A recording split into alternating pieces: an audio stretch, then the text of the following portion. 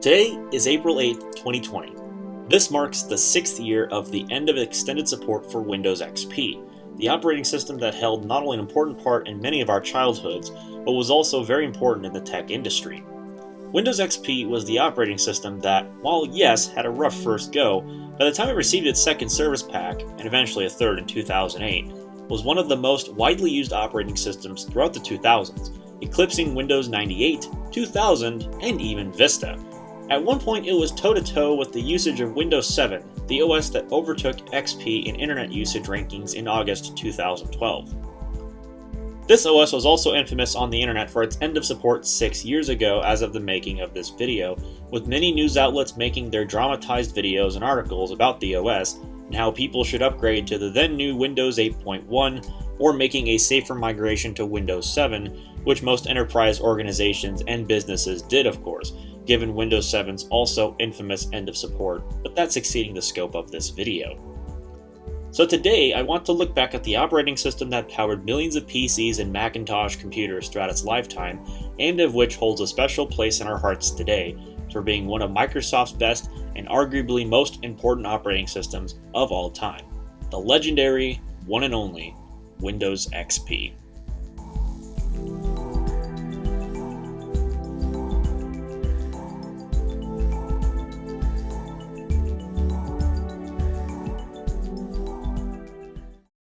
Before we install the operating system, and I get to rambling and talking my mind about Windows XP, I want to take a brief look back at the operating system's development throughout this section of the video, as I feel it's important to document the origins of how XP came to be.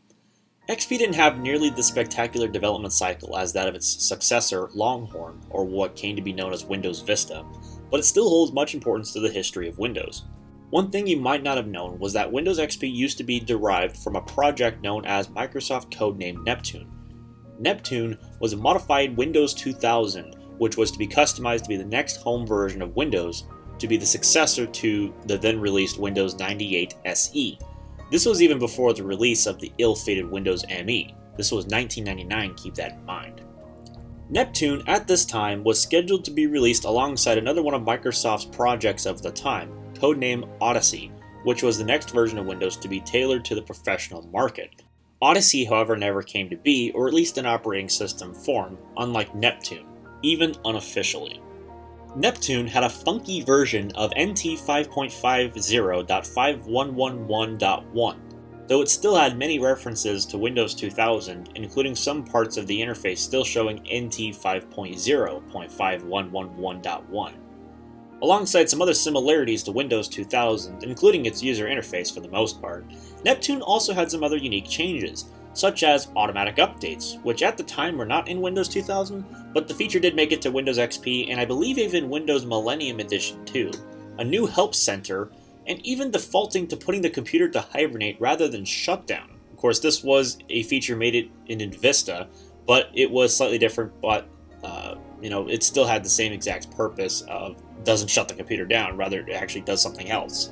Neptune had features like the updated login screen, which was also similarly used in beta builds of Windows XP, and eventually made it into the final version with the updated visual style. Windows identities, or the multi-user implementation, which eventually made it into Windows XP. A fast boot system, a prefetcher, which goes toe-to-toe with the fast boot, which pre-cached many startup items into a single file, which helped improve boot times. A firewall, which was in XP upon release but was not turned on by default until Service Pack 2, I believe, and even a one-touch setup for automatic unattended upgrades, which is a feature I believe used in Windows XP Professional to distribute software updates over an enterprise network. One of the crazy features found in Neptune was its upgrade service, which would upgrade the operating system automatically with a new build without having to perform a full OS upgrade. This only surfaced with the automatic updates found in Windows 10 today, which is something I did not know until this video, but would have been insane in 1999. Again, 1999! To think that this only really surfaced in 2015 with the release of Windows 10 is basically incredible, at least to me it does. Anyways, I'm sure you get the gist of it. Neptune was a release that was to be chock full of improvements, new features, and the backing of the Windows 2000 OS it would have been based on. But it was scrapped alongside Odyssey. The reason was because the two projects were too ambitious, according to tech journalist Paul Thurrott. The two teams got restructured at Microsoft and were eventually combined into one big project, Whistler. Whistler was still derived on the codebase of Windows 2000, but was to be separated into two separate tiers, Personal and Professional, with the former being the home edition of the OS and the latter being, well, self-explanatory, the professional version. The two would share many underpinnings, but would separate some of the pre-installed features based on what version of the OS you had.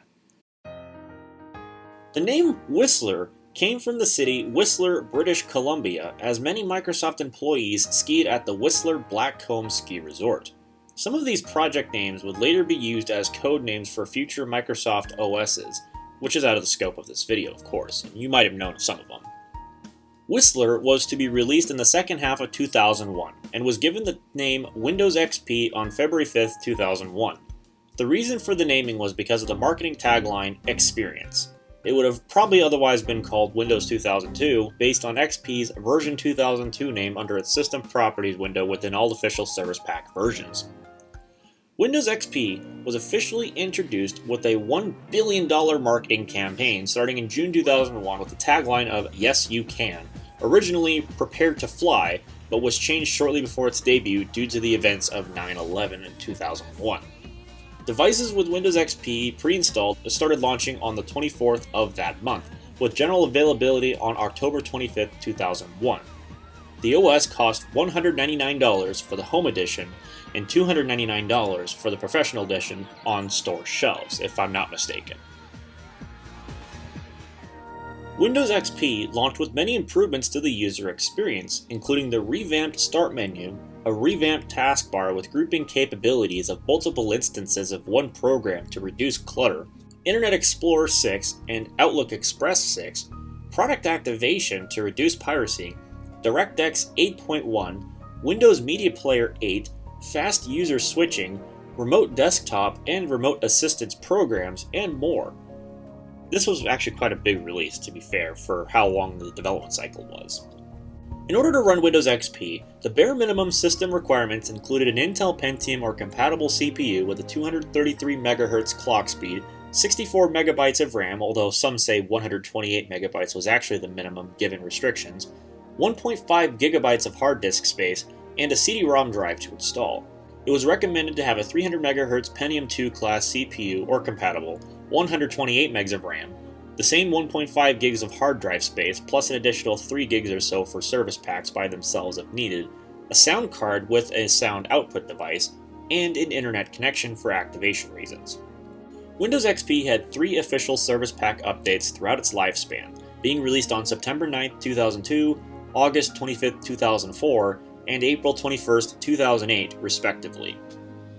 Windows XP initially was met with criticism due to its, quote, hand-holding, security problems, and even instability. Of course, it was praised for its new features and improvements, panned a bit for its product activation system but accepting why it was there, and so on. Of course, later in its life this was mostly addressed, particularly the security, and the OS was loved by millions of people worldwide, so much so that people still use it to this day amazingly enough, myself included in some cases, with Africa at the continent level having 2.54% market share with XP as of January 2020. With this overview of the operating system out of the way, I will now transition to freehand camera recording to talk about my memories of Windows XP and what I think about it continually going into 2020.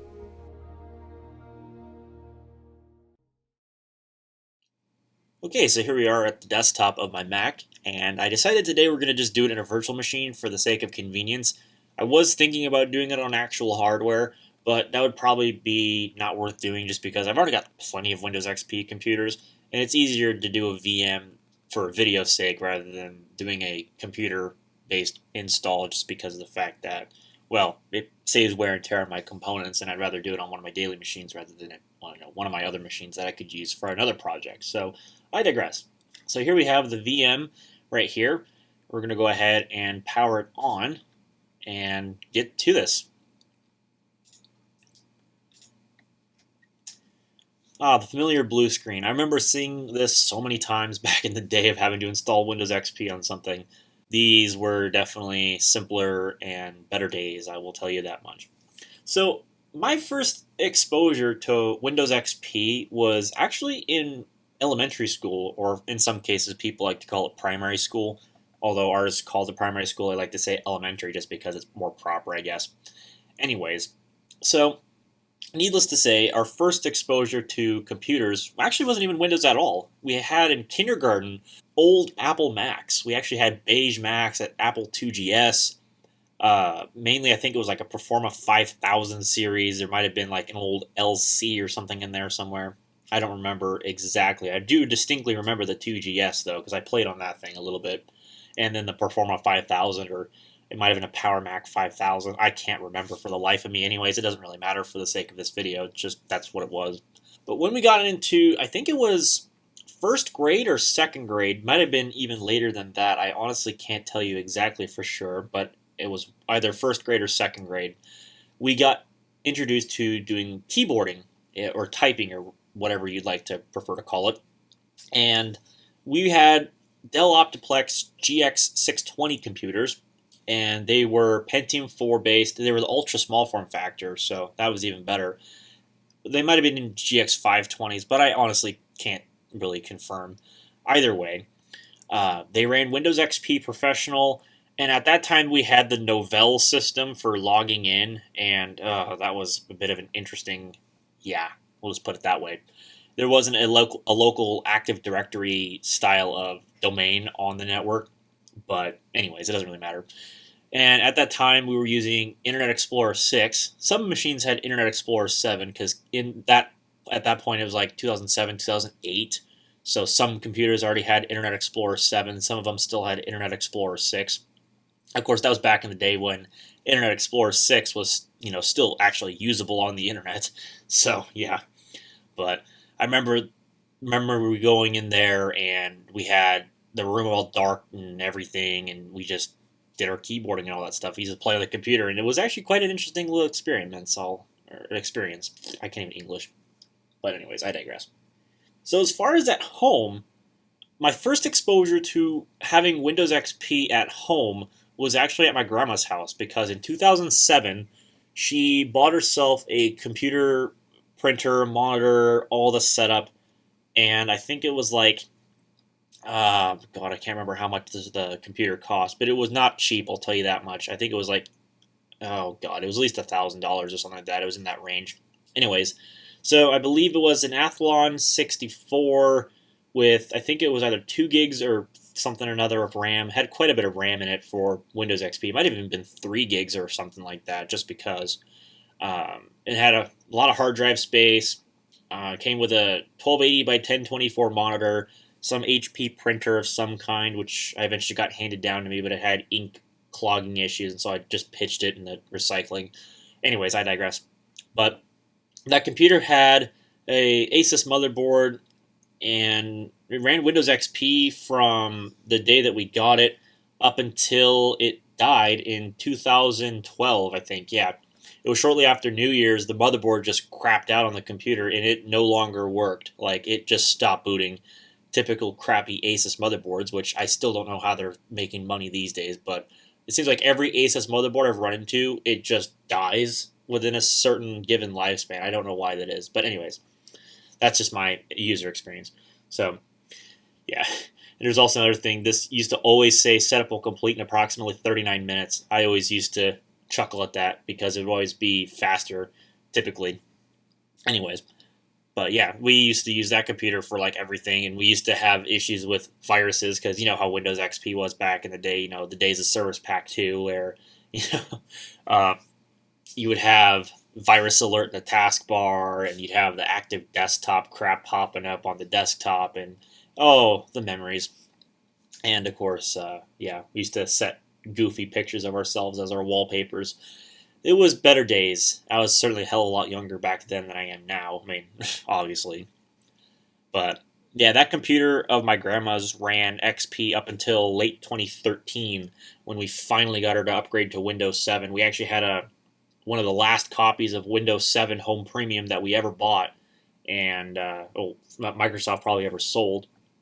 And we finally got a clean install of Windows 7 running on that rebuilt computer, which was actually a Athlon 2 X2 260 based computer with, I think it was 4 gigs of RAM at that time, and the integrated video, whatever, 500 gig Western Digital black hard drive. It was actually a decent system for XP. It was actually stupid fast on XP. But no, we put Windows 7 on it, and then it eventually got upgraded to Windows 10. And it's actually amazingly still working to this day. We have not touched the system other than upgrading the RAM.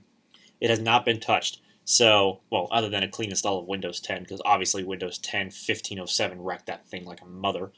But I digress. But yeah, that computer actually still works to this day, and I'm actually kind of surprised that my grandma's still hanging on to it. But I've tried to convince her, let's upgrade it again, but she seems more convinced to use her HP All-in-One, which is a 7th Gen Core i3, so whatever.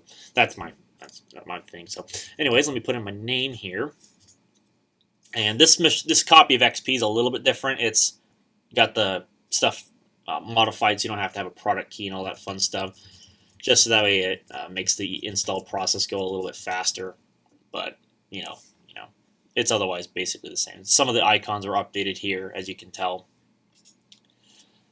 But at my house, not Grandma's house, but at home, I don't think we got exposed to Windows XP until like 2008, when my mom's boyfriend at the time actually built a computer for us.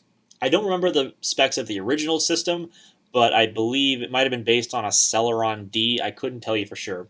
Anyways, it ran Windows XP, and we had that computer for quite a while, actually, until the motherboard blew up due to a power surge.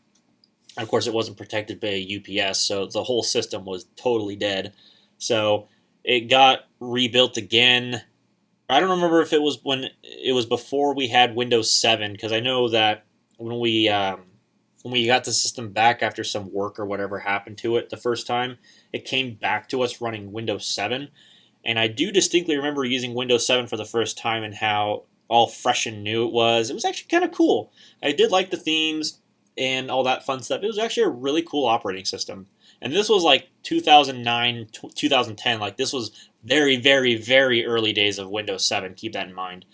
I don't remember if it was after we had Windows XP on that computer or Windows 7 when the computer actually died of a power surge and we had to get it rebuilt. Either way, it doesn't really matter. So, and then we got the computer back after that. It came back to us running XP, but it actually was rebuilt with an Asus, I think it was it was a P5 KPL-CM motherboard, which was a Micro ATX socket 775 board. It had a Celeron D 341 CPU with 2 gigs of DDR2, just the integrated Intel video, and a 320 gig hard drive. Those specs I distinctly remember because I actually had the computer basically handed down to me from my mother when she finally bought a brand new Lenovo Idea Center K300 based desktop in 2010 with a Pentium E5300 and 3 gigs of RAM running of course, the then new Windows 7. So whoop-de-doo, right? But I got handed down the Celeron rig, and I used that computer well into 2012, 2013, somewhere in that range. I remember I used the hell out of that computer for making videos back in the day with Windows Movie Maker 2.6 on Windows XP with a Logitech Webcam Pro 9000. In fact, actually the same webcam I used back then I'm using right now to narrate this video, so I guess some things just don't change, do they? But yeah, that computer was an absolute trooper. It actually was subject of one of my videos where I actually upgraded to Windows 8 Consumer Preview, back when that was actually the then current release. I actually upgraded from XP to Windows 8 Consumer Preview on my daily rig, so don't do that. But yeah, it actually ran really well on that computer, actually, rather surprisingly, despite the fact of it being a Celeron D, and how nowadays it's absolute garbage for running Windows 10. I'm almost certain of that. But yeah, anyways. So yeah, then that computer eventually died of a BIOS failure. So again, typical Asus motherboards, they die in my usage. So yeah, go figure. But I'm gonna use this as a temporary PC for until I can get my other PC working, because it's got a BIOS problem. But anyways, that board wasn't exactly the highest quality anyway, but it is what it is. And I remember having to get it fixed because I did some things with it. But that's besides the point. So, yeah, fond memories of that computer. I would like to probably rebuild it someday just for the sake of memes, just to have a Windows XP computer that takes me back to my childhood days of when I used to actually grow up using Windows XP and all that fun stuff. But maybe when I feel more motivated and I actually have a little bit more funds to just blow on a computer like that, then maybe. But for now, no, I think I'm good. But yeah. So I distinctly remember using XP quite a bit on a lot of computers. I remember my compact Prosignia Desktop 1000, which was a Pentium 2 400 megahertz computer that I used XP on quite a lot, although I got it when it was running Windows ME. I remember I bought it at a yard sale many, many, many years ago. Like, it was a very long time ago. And that was back when you could actually still get away with running XP on a Pentium 2, although it was still dreadfully slow. But I actually put 768 megabytes of RAM in it, which was its maximum. And it actually wasn't the worst thing in the world, but it was still slow. And that at that time was when I had a main laptop, which is a Pentium 3 850 megahertz. It was a Dell Latitude C600, and I ran XP on that, although it had 256 megs of RAM, so it was even more dreadful. But anyways, it wasn't nearly as bad because, of course, I had the Pentium 3. But, yeah. Oh, man. What else do I want to talk about as far as XP goes, as far as my memories were concerned? I had so many computers throughout the 2000s that I ran XP on, especially Pentium 2s and all that fun stuff. I got plenty of Dells. I had a GX270 I ran XP on for a bit. Then I put Vista on it, and Vista actually ran really well because it was a Pentium 4 with hyperthreading. So Vista actually didn't run half bad. And that was back when I could actually still watch things like Hulu on it and everything. So, yeah, I used to daily drive a Pentium 4 with a GeForce FX 5200. So imagine that, right? At least back when you actually still could. So, yeah. Ooh, pretty.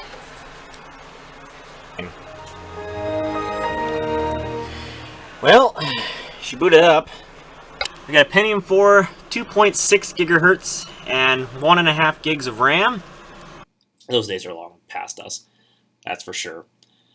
So, I guess with that having been said, because I don't really remember too terribly much about my childhood with XP, because, well, most of the time I just, well, at least especially after the days of when XP went out of support, I was mainly focused on running like 7 and all that fun stuff.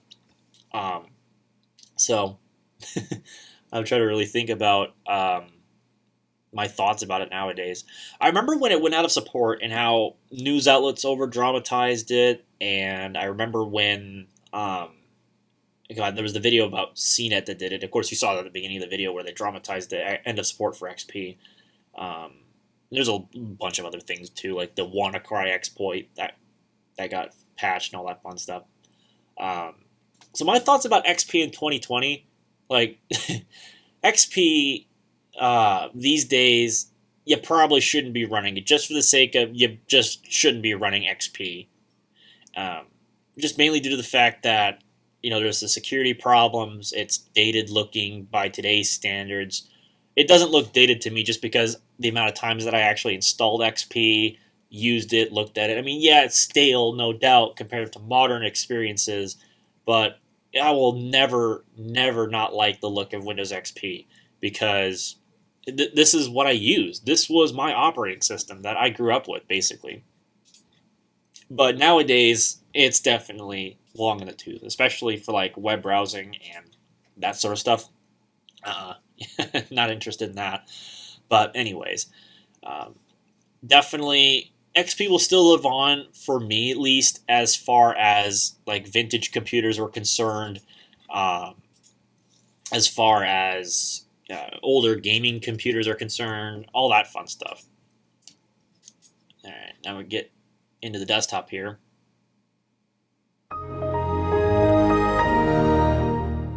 And that sound, that Windows XP startup sound, the OG, like that sound will never, ever get old for me. I remember just that sound was the best thing ever. But, and I'm sure a lot of people used to think the same thing too. It's still like that startup sound just feels like modern. It is like, I don't know how to describe it other than like, I know that sound. It is Windows XP. There is no doubt about that. So, anyways, so here we are at the desktop of XP. This is what you saw when you had a brand new installation. And as you can see, we got pop-ups talking about taking a tour of Windows XP. And of course, this was in the original. They had this tour where you could watch a Flash-based animation and you got to take a look at the operating system. So I guess without further ado, well, I guess we could take a look at it real quick, because why not, right? Welcome to Windows XP from Microsoft, the new version of Windows that brings your PC to life. Experience the best. Experience Windows XP. You could tell they were heavily emphasizing the experience. Windows XP Professional shines as a business operating system. Get more work done faster, easier, anytime, anywhere. Safe and easy personal computing. Thanks to Windows XP, personal computing just got a whole lot easier and more fun. Unlock the world of digital media. Windows XP is your ticket to exciting digital media at home and on the internet. The connected home and office. Get connected. Windows XP makes it easy to share and link computers. See for yourself how easy Windows XP is to use. Take this brief tour. And then this is where they start introducing Begin the tour. all that sort of stuff. Selection. We're not going to go too in-depth into this, but you get the idea. Like, Microsoft was trying to push XP as like the hot new thing with experiencing new things, even though relatively, for the most part, a lot of the underpinnings were still sort of similar to that of 2000, just refined, as you will. So, yeah, anyways. This background, Bliss, oh my god, this is probably like one of the most recognized backgrounds of all time. Like one of the most recognized pictures of all time. If I'm not mistaken, this was actually taken in Napa Valley, California, and this picture was actually bought by Microsoft and was used in this OS, and yeah, boy golly, did it take off like wildfire. And this is one of the most, like I mentioned, like one of the most recognized pictures of all time. This operating system debuted in 2001. It was crazy. And yeah, it's amazing to think how we look at this background these days. And of course, I believe this area in California has turned into a vineyard these days, if I'm not mistaken. But yeah, the original, like the field, like this wallpaper will forever be timeless, I think. I mean, I'm probably wrong on this, maybe, but I still think the Bliss wallpaper, the OG Bliss, will forever be like the most timeless wallpaper ever made. And it's all because of the guy that took the picture, like honestly. So here we have the theme, Luna. As you can see, it's all plasticky, blue, bright colored. Compared it to like the dullness of the grays of the yester versions, this is all fresh and new. The start menu was new. You got the 2-column view where you had internet and email at your fingertips. You had your files. You had your control panel and settings.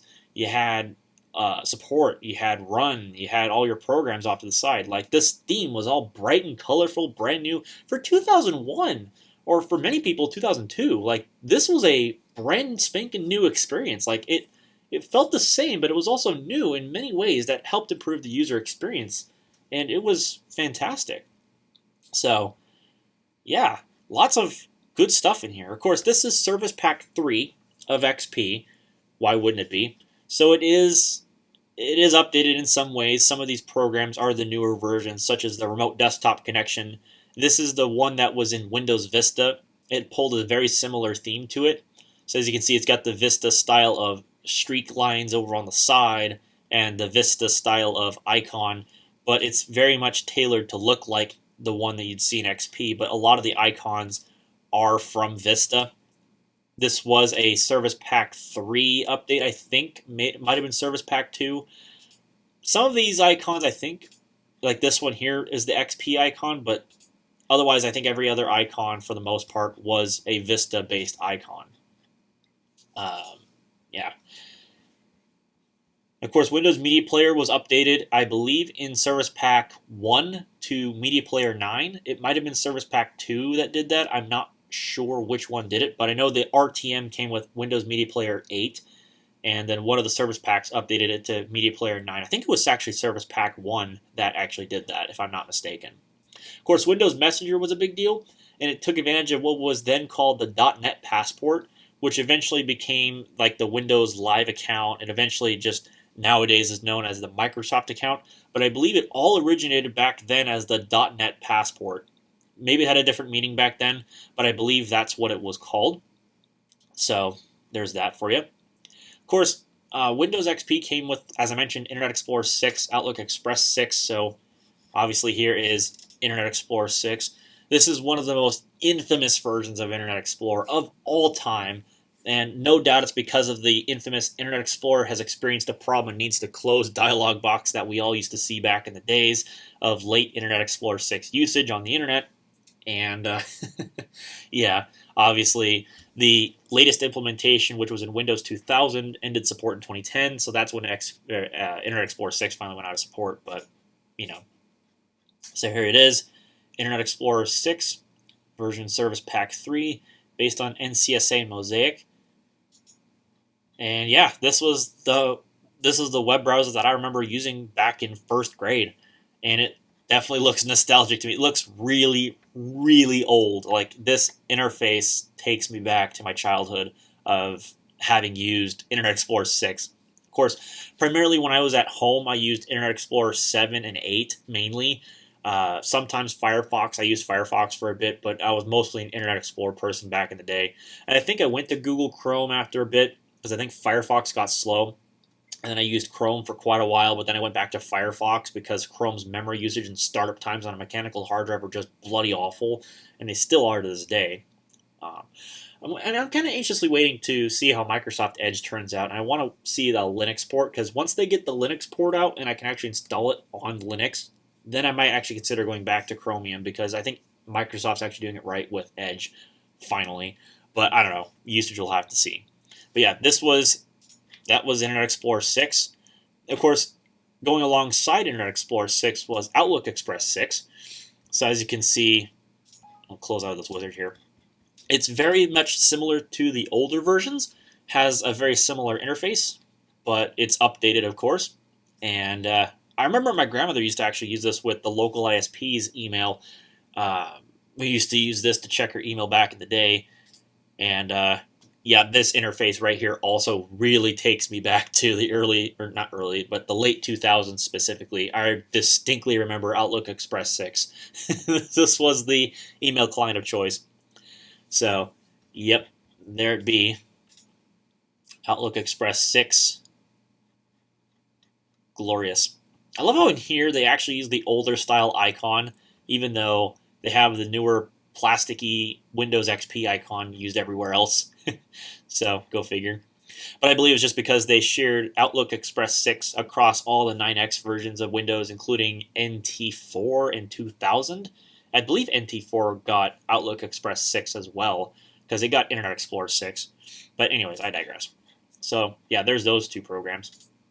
And then we'll go ahead and pop into my computer window here real quick. So you can see the classic Windows XP Professional System Properties panel.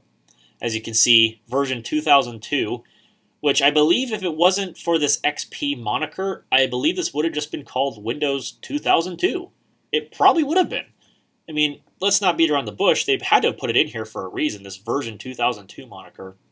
So, yeah, XP was the timeless name that this OS was given, and I think Microsoft did the right choice by calling it XP because the user experience, while similar, was also new. So they definitely pulled something right with this one. That's for sure. Of course, all of these system properties panels were taken straight from 2000 because this was derived from 2000.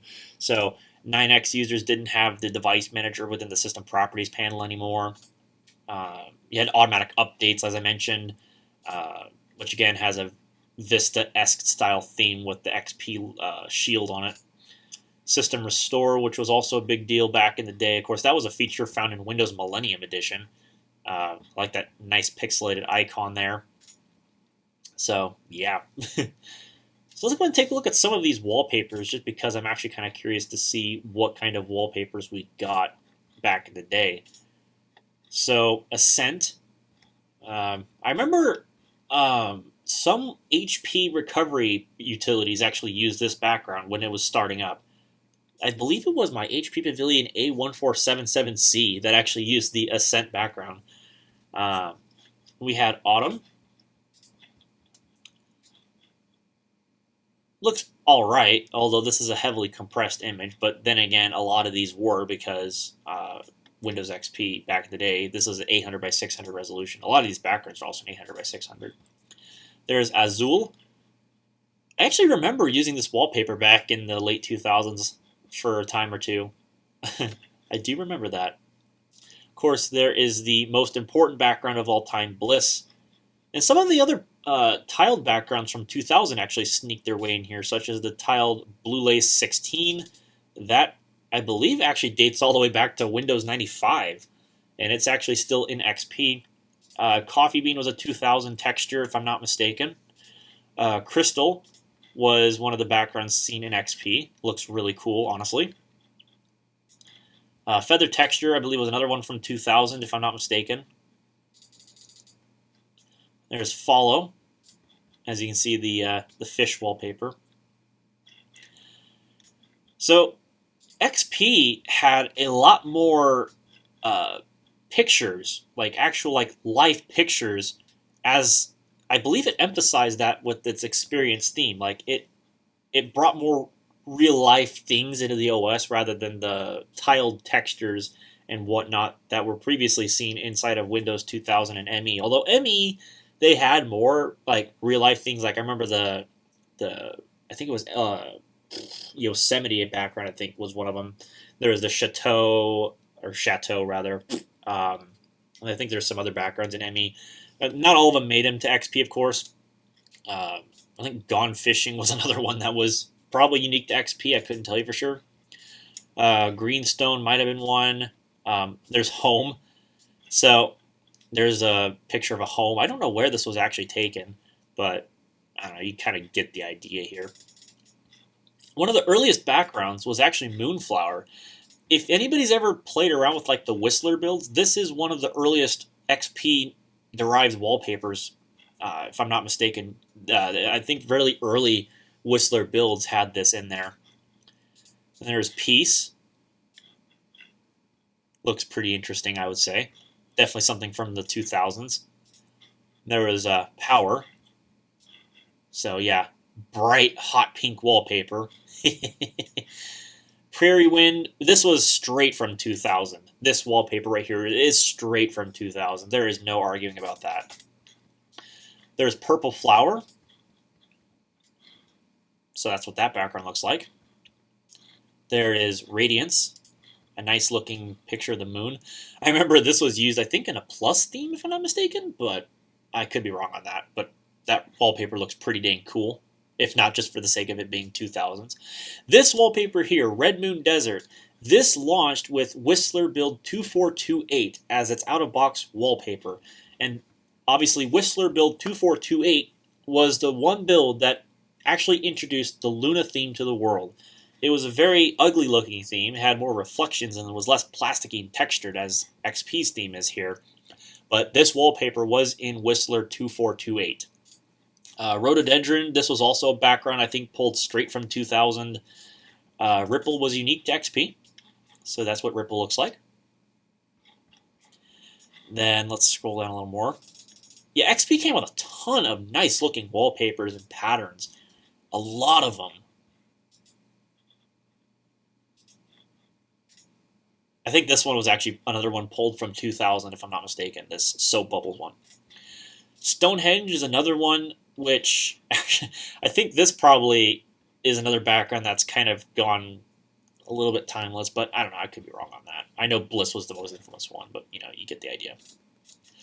There's Tulips, which Tulips got a remake in Windows 7, if I'm not mistaken, as one of its wallpapers, or sample photos even. There's Vortex Space. This is a really cool wallpaper. I remember using this back in the day for at least a little bit of time. And of course, wind. That's what that wallpaper looked like. And then this is the Windows XP wallpaper. Now this was unique to the professional version. Now the home edition of XP had a very similar wallpaper to this, but it was green in color to denote that it was the home edition of XP. The professional version, as you can see, you got the blue version, and then I believe the professional X64 edition also had something very similar to this. And then Server 2003, I believe, also had this wallpaper, but it was gray because Server 2003 is the more enterprise-y operating system, so they don't want color, they want a more professional, like serious theme. But this was also used in Server 2003. It was just gray color. And then Zapotec, or whatever, is that pattern there. But for the sake of the video, we're going to leave it on Bliss because, again, the OG wallpaper.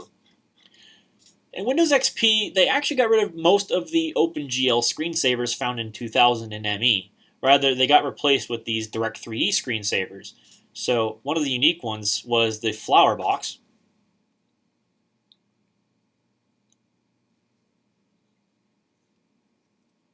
And I know the 3D doesn't look the greatest, but that's just because it's probably doing it under software emulation because of the VM. But you get the idea. Then there was the flying objects, which, as you can see by default, is the Windows XP flag. And as you can see, it bounces around the screen. Eventually, it will return to the center, and it will display Windows XP. As you can see. I believe this background was slightly updated, or it looked very similar to this sort of stuff, but just less dramatic in Vista. But I think that was the default logo screensaver or something of that nature. Of course, one of the most infamous screensavers is the 3D pipes. This one is most well recognized. I think a lot of people used this screensaver back in the day. And of course, one of the cool things about it was you could go in here and select a texture, but if you didn't actually select a texture, it would be Christmas themed, or it looked like a candy cane, which is pretty cool. So that was one of the little Easter eggs. There was the 3D text, which I know a lot of businesses used to use. Of course, by default, it just says Microsoft Windows. Makes sense.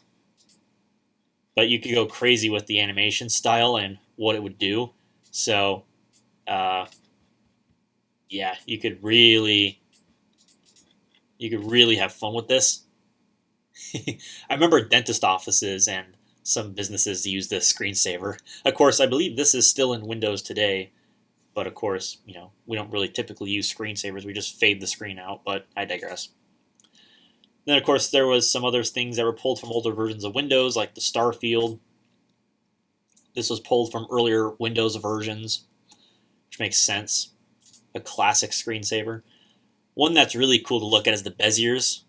Like, these things are just trippy.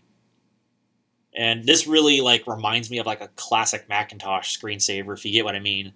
The After Dark screensavers. Like, these things are trippy, but they are really fun to watch. At least if you have an older computer to put them on. And, of course, marquee. This was another thing that businesses used. Your text goes here.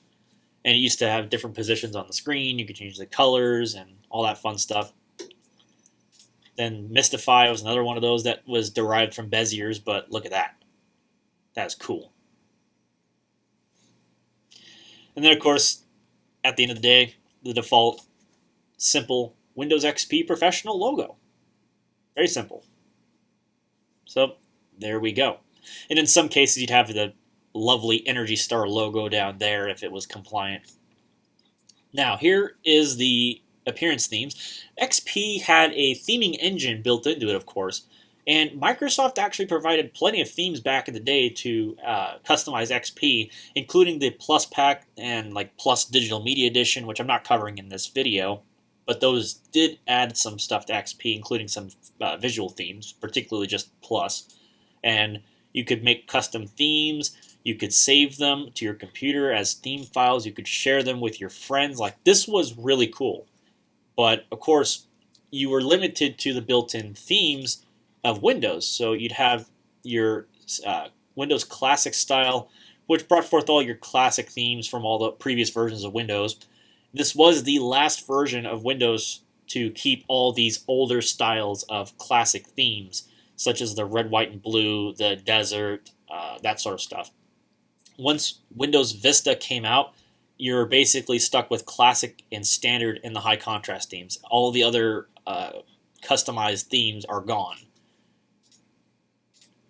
The XP in and of itself came with 3 of its own. So obviously the default Luna is blue.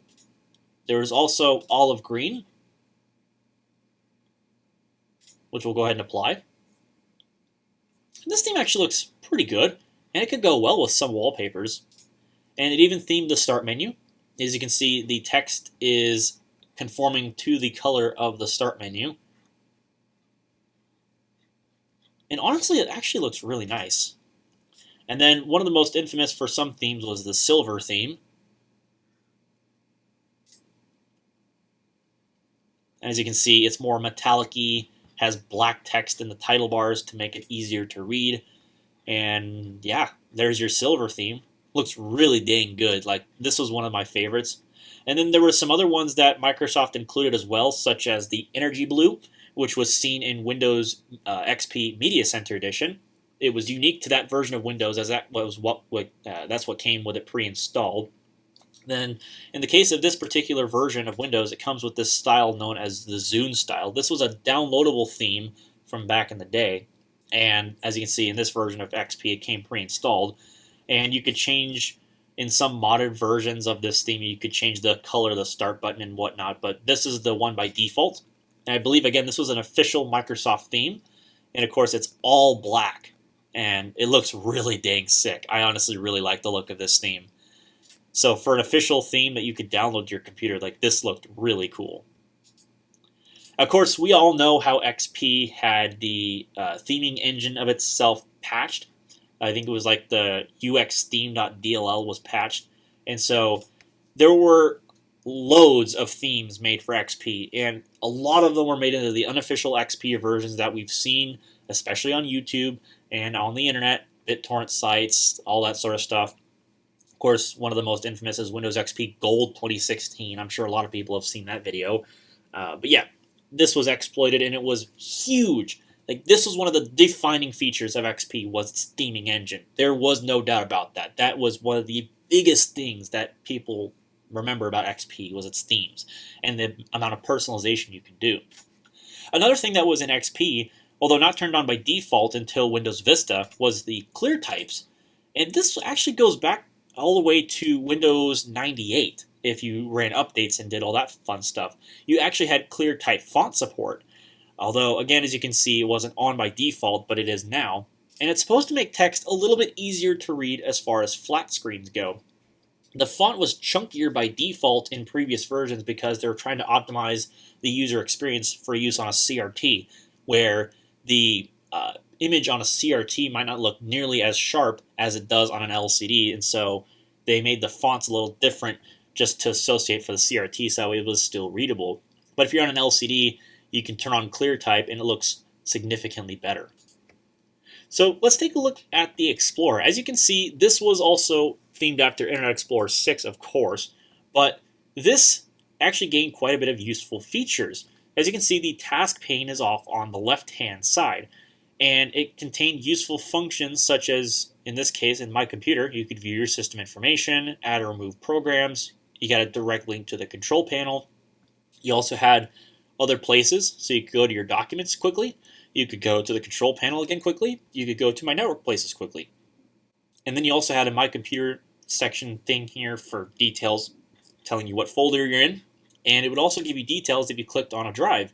So for example, here is the C drive, and this is a 40 gig VM hard drive. As you can see, it uses about 2 gigs of space for itself on a clean install, with nothing else added to it. And again, this is Service Pack 3. Of course, I believe if you started out at the RTM and worked your way up, it would take up even more space. But on a clean install, it takes up about 2 gigs of hard drive space. So obviously, it's a lot bigger now. I think it's because my copy of XP that I installed today has a little bit more stuff modified to it, more updates installed out of the box. so it reduces the amount of updates you actually have to download from Windows Update. But I digress. Of course, just like prior versions of Windows, you had one of these banners that tells you that your system files shouldn't be touched in order to keep your system working properly. But you can just click one of these buttons and it will actually show the contents.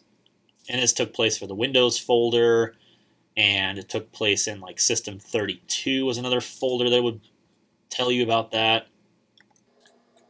And I think Program Files also does the same thing. So yeah, yeah, there's also some other things in here too that my particular copy of XP came with. So anyways, but yes, that was one of the big things about XP was its task pane. And this was not just inside of Explorer. If you were in, say, My Pictures, you'd have some options specific to pictures. So you'd have options for making a CDR, which had a bunch of pictures on it, and then you could share that with people. You could order prints online, and I believe there were services back in the day that would let you do this.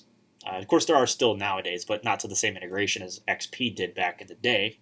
Then you could do a slideshow, and you could also import pictures from a camera or scanner. This was a big deal for XP because what that would allow you to do is you could plug in your camera, and Windows would automatically launch the software needed to import the pictures, and it would allow you to put them on your computer. And we used to use this back in the day a ton. So yes, this was a big defining thing with XP, was the aspect of easily being able to do everything, making the user experience simple but fun at the same time. And of course, this also took place across music. So inside of your music, as you can see, you can go to shop for music online. You can copy music to a CD through Windows Media Player, and you can just start playing music. And then, of course, the same thing also went for documents, although not to the same extent, but you get the idea. And then I believe also you had access to a videos folder, although that might have just been a future version of Windows, but if I'm not mistaken, there used to be like a videos folder that you could also have that would have something similar with the task pane, but maybe I'm just overthinking things and I just remember Vista more than I do XP, but I digress. But there were some of the task panes that you could have had access to inside of XP. And it was also the same thing inside of the control panel. You also had a task pane in here, although not to the same extent, although you had an option to go back to the classic view. But control panel by default had this category view, and it made it a little bit easier to find what you were specifically looking for, rather than digging through, say, all of these options inside of the control panel, which to some people could be daunting, and I can believe that when I see it. This looks a lot friendlier, a lot simpler, and of course, Windows 10 still uses a format like this to this day by using a category view by default inside of its settings panel. But it just gave you quick access to things that might be relevant, although that just launches the security center. But for example, performance maintenance. Here you can see there are some tasks that someone might want to do. And it also gives you some quick links to some other similarly related things based on the system, like file types and system restore. And then also, as you might be able to tell, there are some other control panel icons, which are the actual control panel icons. So if you click on, say, power options, it loads the power options, as you can see. Or system, again, loads your system panel, which makes sense. But it just gives you access to things that you might want to do, but you might not know where they're located, so this just helps you find them a lot faster. Same thing goes for, say, sound, speech, and audio devices. You got a few different quick links here. And then under, let's say, printers and other hardware, there's another section where you have a bunch of control panel icons. You can add a printer, view printers, and you got a bunch more links over on the side to add hardware and Bluetooth, which was also improved in XP. Of course, one of the other ones was appearance and themes. You had a bunch of options here, so on and so forth.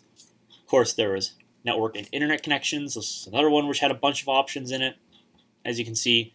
So they really tried to make the user experience very friendly. It didn't matter if it was you're on the home edition or the professional edition. They tried to make the user experience better and friendlier. That was their big goal. Of course, another carryover program was help and support, which, as you can see, got reskinned for XP. It even told you what version of Windows you're running in case you had to tell somebody on the phone what version of Windows you're running, or the tech support person could see this if they're connecting to your computer remotely. You have some quick access tasks for some of the stuff you might want to do, such as Windows Update or System Restore or tools or something like that. And you could also get support or find information in news groups or ask somebody for help with remote assistance, hence the remote connection stuff. And then this Did You Know section would actually show you some more up-to-date information regarding some help and support topics. But of course, right now it doesn't work, and this doesn't work anymore anyway. But back in the day, it used to give you some relevant tips and useful information, which is really cool.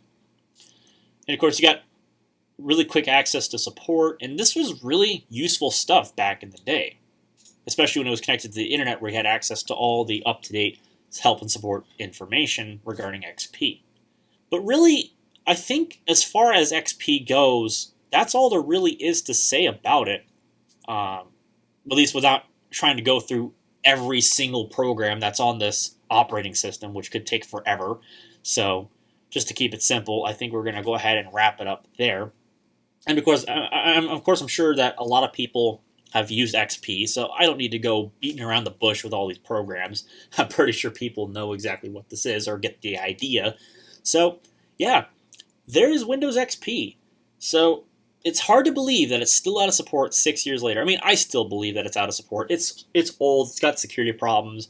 Modern programs don't work on it anymore. The hardware support's limited. It's 32-bit mainly. Unless you get the 64-bit version, and even then there's some compatibility problems. The list goes on and on. So, needless to say, XP is definitely gone, but not forgotten. And I think it's probably going to go in history as being one of the best versions of Windows ever made, one of the most popular versions of Windows ever made, and one of the most recognizable, not just because of this Bliss wallpaper, but because of the themes, because of just its sheer popularity out in the market, and just because of that startup sound. I could just tell, like, this OS is going to age much like fine wine, really. I mean, except for the security problems that have been noted, of course, but besides that, for nostalgic sake, it's basically going to age like fine wine. So, I guess with this having been said, one last thing, looks like we have an automatic update prompt. This was a feature in XP out of the box, and it would automatically download updates for your computer. So this was actually a really nice feature. It eventually was backported to 2000 and ME, and I believe even 98 SE, if I'm not mistaken, but probably not. I think ME was the first 9X and the last 9X, of course, to have that feature, and then 2000, of course, like I said, it got backported to. But I digress. So anyways, at least for this video, I think we're going to bid farewell to XP because, well, obviously, that's the end of the video. And, yeah, look at this turn off computer prompt. Oh, I remember looking at this back in the day, particularly with this turn off with updates button. And you had to click here to turn off without installing updates. But anyways, so long, old friend. We will see you again someday. But for now, that's it for this video. Hopefully it was good. If you liked it, please click the thumbs up button down below. This took a lot of effort to make. If you didn't like it, well, the other button works too. And if you'd like to see more content just like this one, or more entertaining content, there's a big red button down below that says subscribe. You should probably click on it. And until then, until the next video, I'll see you all later.